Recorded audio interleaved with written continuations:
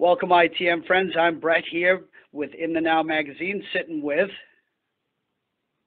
Michael Kroeger from the rock and roll band Nickelback. All right, Michael, tell them.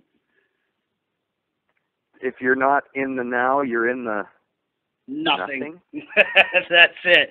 That's us, ITN. So once again, Mike, appreciate you taking the time today. So, hey, Mike, so you guys are just firing up the tour for No Fixed Address. And at this point in time, it looks like you guys are touring through most of 2015. So at this, yeah, that's the plan. There's a lot.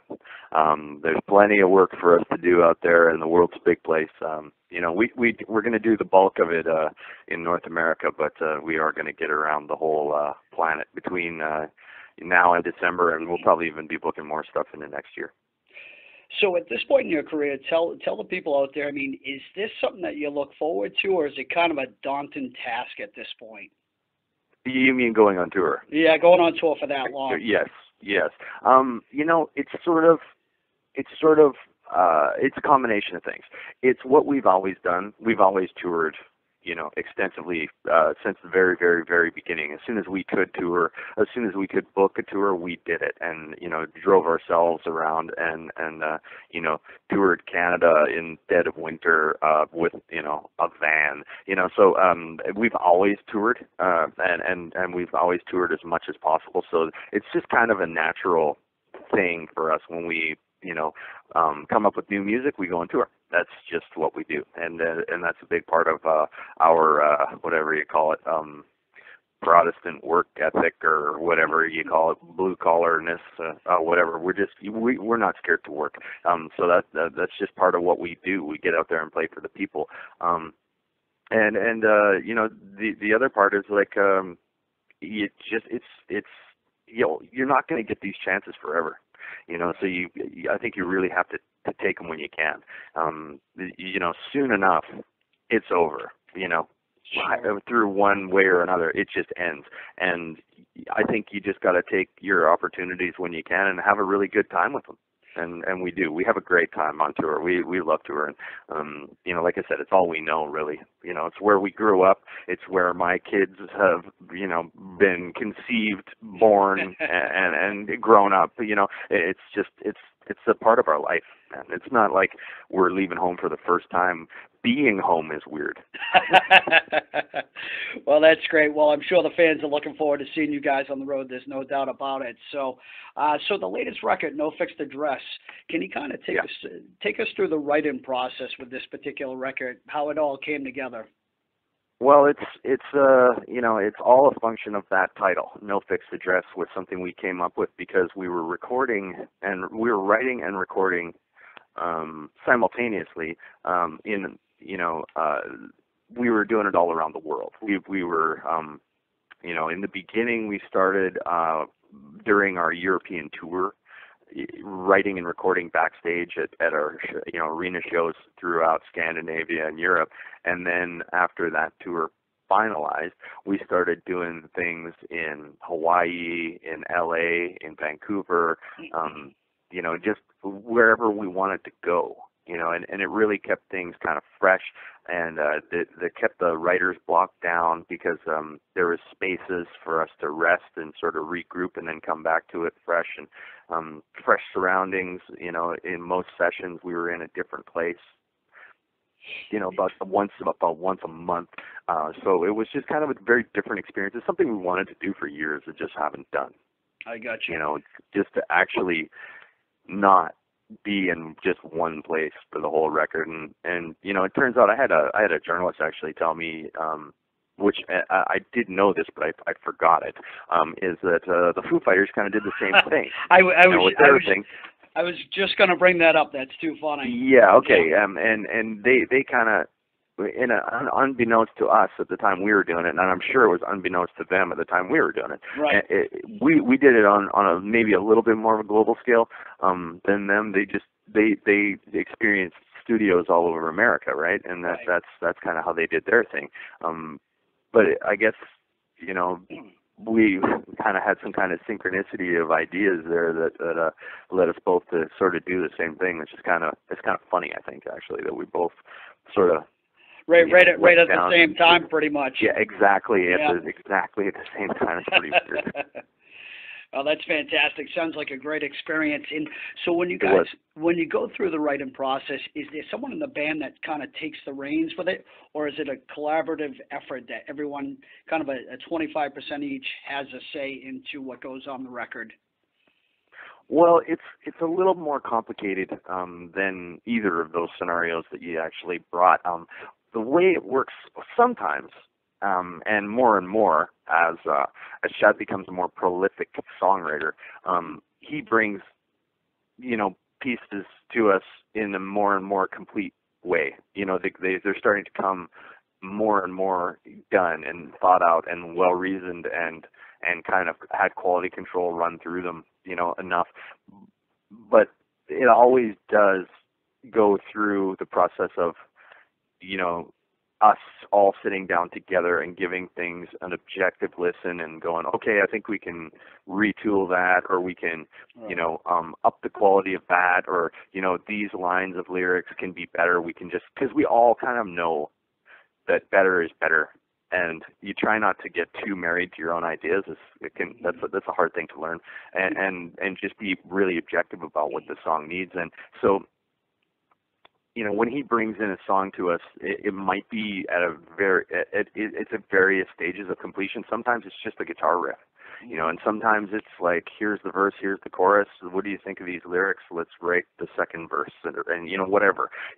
But it's all over the map. We are collaborative, but there is a lot of times when he's bringing things to us, like I say, more and more lately, he's bringing things that are closer to completion, because the guys, he's writing songs with everybody. He's a real prolific and really effective and skillful songwriter.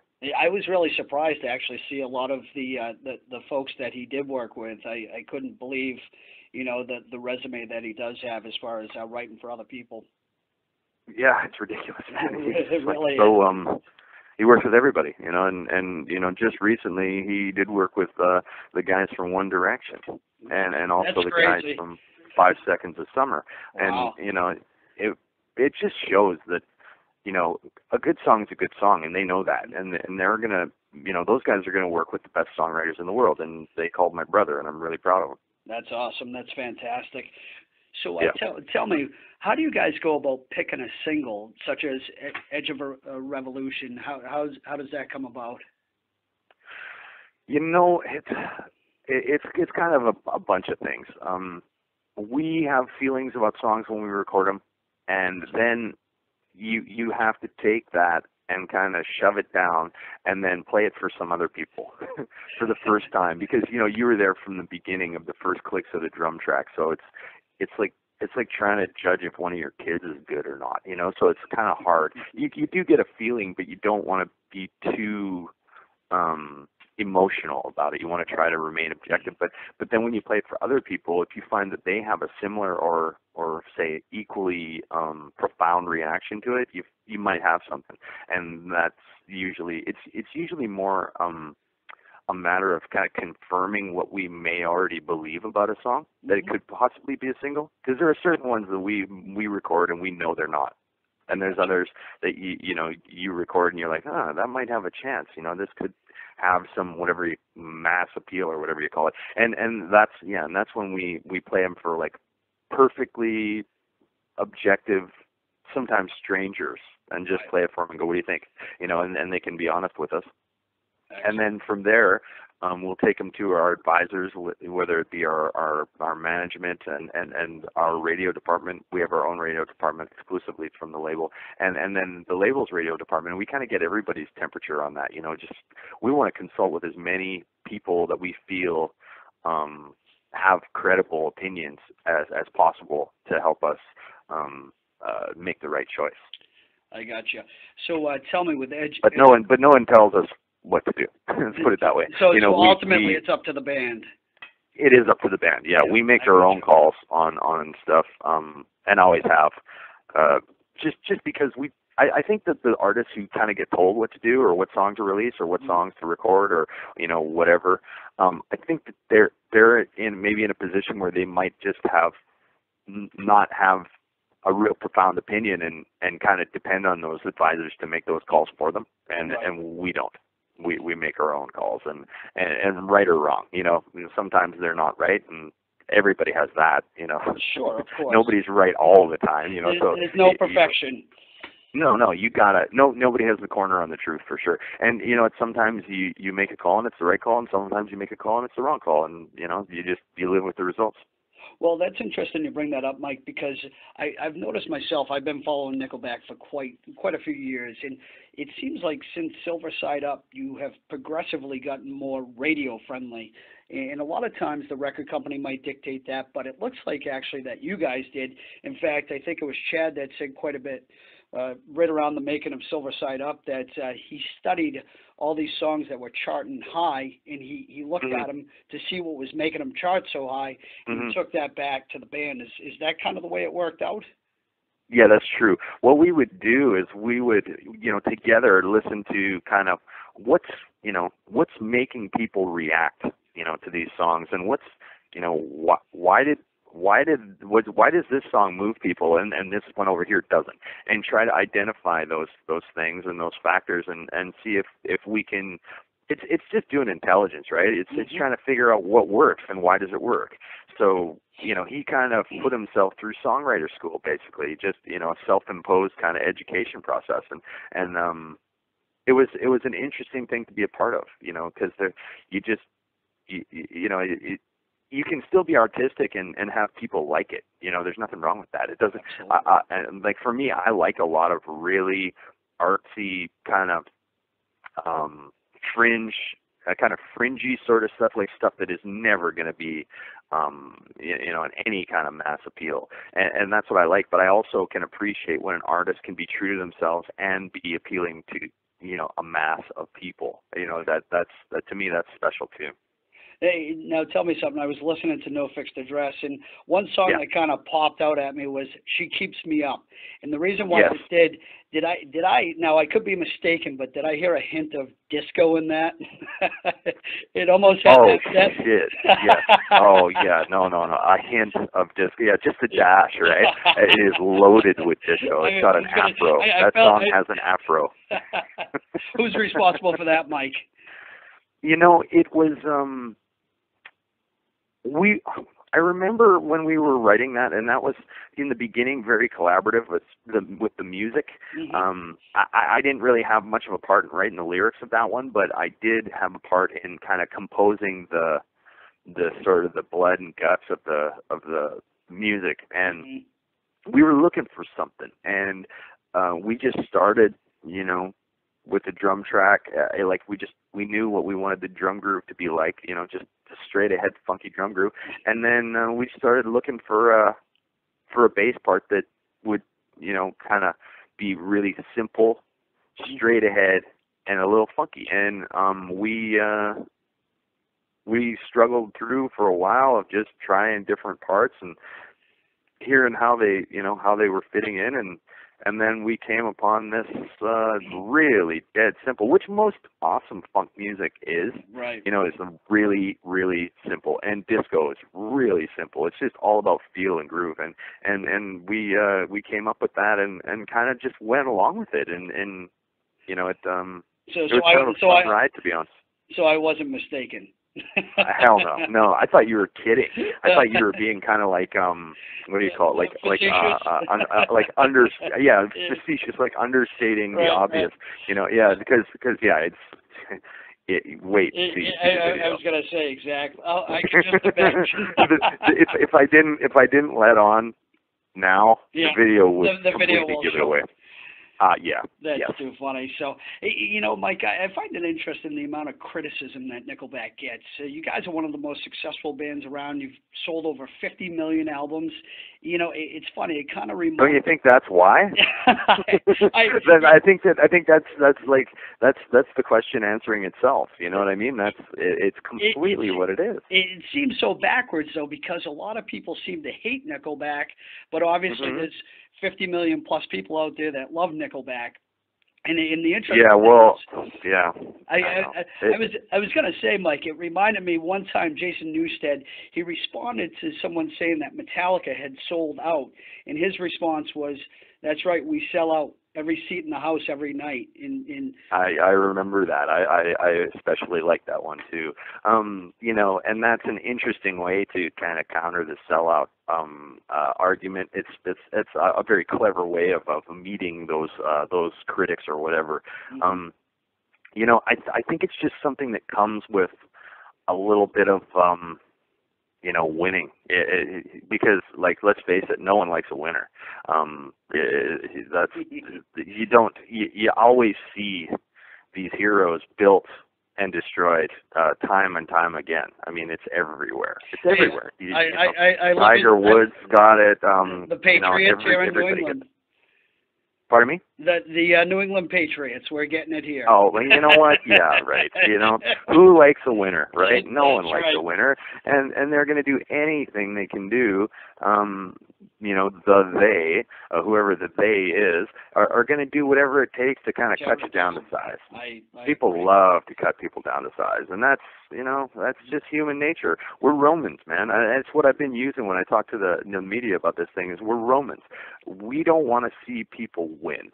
We want to see people suffer and hurt and die. That's what we want. We want that. It's very Roman. I mean, I read a story about one of the Roman emperors. I can't remember which one it was because they were all kind of sociopaths. But this guy, it was like Caligula or Nero or something. And they would do the games in the Colosseum where they would put the gladiators in there to fight. And they would be essentially prisoners fighting for their freedom. And if a gladiator won X numbers of contests, he would be freed. And, you know, these guys were murderers or whatever, like they were bad dudes. And they would never get freed. Like, you know, it was so stacked against them. Sooner or later, they would always lose and get killed, and that's why the people would show up, because that's what made the game good. But there was one emperor who, in particular, he had a real way of entertaining the people. And one time, you know, the games were going, and this guy in particular was rather audacious. And what he did was he filled the entire Colosseum with water and sent a barge out with all the gladiators on it. Yep. And this barge was sent out there, and the gladiators all fought to the death, and the crowd went wild.